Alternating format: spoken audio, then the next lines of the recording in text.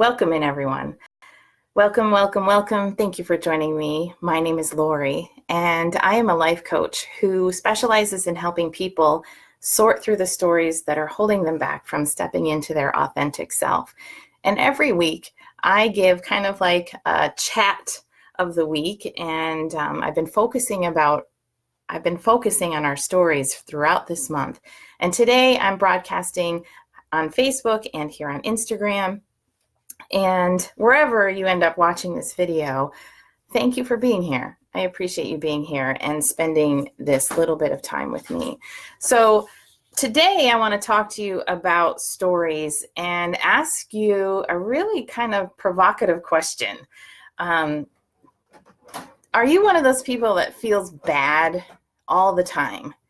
Do you feel bad all the time? Are the stories that you're telling yourselves negative stories all the time?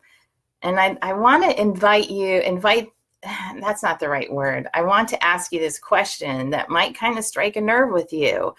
And I want to ask, does it feel good to feel bad? So let me explain this a little bit. I was listening to an author, Dr. Joe Dispenza, and he was talking about how our brains process experiences that we've had, and it stores that information. And if we've experienced something, quote, bad or hard in our lives, during that event, there's a certain amount of chemicals that are released in our body. It's kind of like the fight or flight chemicals, the stress hormones, if you will, that are released in our body. And we can come to a point where being in that state of stress or that state of trauma is something that is our normal. So it actually can feel good feeling bad. I'd really like to hear what your thoughts are on this topic. So for instance, so how do we get from having one experience and then being 46 years old and still having the same reaction to that same experience? And here's my answer to that. My answer to that is, I've played stories on repeat in my head over and over and over again. And usually it's a story where I might not have liked how I acted. I might not have, looking back, liked the decisions that I've made, or I was picked on and made to feel like I was less than. And I play them over and over and over in my mind, and I don't release those stories. Hi, Zuri, welcome in. I don't release the story. So my body gets used to hearing this story on repeat in my brain. I am not good, people don't like me, whatever the story is, I would play it over and over and over in my mind. And when I do that, I then stimulate the release of those stress hormones in my body, because I would kind of relive it every time I would tell myself this story. So I'm going to ask you, if you're telling yourself a story today, if you're reliving an event in your brain, take notice if your body goes back into feeling the same way that it did when you experienced an event. So let's just say you were picked on in middle school and somebody picked on you and everyone laughed. And it was one of those experiences that you've never forgotten. Do you have one like that? I know I do. And I would think about that over and over and over again. And when I do, I feel like I'm that 13-year-old getting picked on again. I feel like I'm right back in the middle school experiencing this event that really hurt me. And I can feel the warmth in my body. I can feel my heart racing. And until I get to a point where I was able to put the tools in place that help me deal with stories and write them and release them, these tools have really saved me and my health. I no longer think that it's normal for me to feel bad.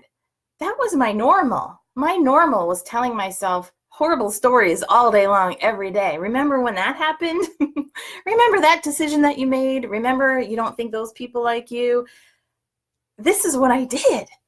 until I started doing some personal development work and learning coping skills and learning how to handle when I'm hearing a story over and over again.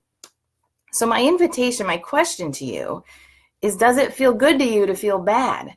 Because our bodies can get in a position where we kind of become dependent on those stress hormones. That's our normal. All the bells and whistles go off when we try to shift that, when we try to work on the story, when we someone needs to hear this, when we try to change ourselves. Everything in us is so used to the bad feeling, even though it feels normal, because these are the stories we've told ourselves forever. When we try to work on that and be like, I don't want to feel like this anymore, I don't want to relive this experience anymore, everything in you goes, this is abnormal. I am here today to ask you to ask yourself the question, does it feel good to feel bad? And that's a hard one to answer. There's no wrong answer to the question. But if you want to shift out of this story that you're telling yourself every day, and believe me, I have been there. I still tell myself stories every day. When you take the steps to put some tools into place, thank you, Zuri, it's jarring for your system. Your normal stress-induced anxiety of the stories from your past are here. And when you start to go, let me look at that. What do I have to learn from this? How can I grow from this experience instead of throwing myself under the bus every day? That's where I come in. Because I've thrown myself under the bus on a daily basis for so long that when I started to learn tools to stop that, when I started to learn tools to recognize that, hey, I'm throwing myself under the bus today. That happened 20 years ago. Why are you bringing this up? When I started asking myself, okay, what do I have to learn? How can I grow from this experience instead of just keep holding myself back from doing something amazing? That's when I started to see all the rainbows and the sunshine. And my passion is to really, truly help you guys do that too. So stick around and follow me and share this message out if you think someone would benefit from the message. I would really appreciate that. So in closing today, I want to share with you a short story of my own, of what happened to me over the weekend, of how our stories can hold us back from self-care. So I have a beautiful, beautiful friend who lives across the country, and she came into my state over the weekend and was coming to Philadelphia for a visit. And she wanted me to come down and see her. And I wanted to see her in the worst way. And I love this person. She's a beautiful soul who has supported me in so many tough times. But listen, this is what happened to me. My brain went into like, what if I don't go? She's not going to like me. I'm a horrible friend if I don't go. So I was trying to like rearrange my entire weekend of work and kids' activities. And my health was not good last week. The stories were loud. I am not a good friend. I am not a good person if I don't get down there to see her. Now, she was not pressuring me to go. These are all the stories, my friends. These are the stories that I was telling myself. And our stories can hold us back from self-care. I needed to have some extra rest this weekend. I was not feeling in a healthy spot. I was not feeling well, and I really needed that time that it would take me to do all this traveling to really rest my body. And I was having a hard time listening to my body that I needed some self-care because my stories were overplaying what I really needed. Now, that's how our stories can get in the way of our self-care. Our stories that someone's not going to like us if we take a moment and care for ourselves. What if they don't like that? And they might not.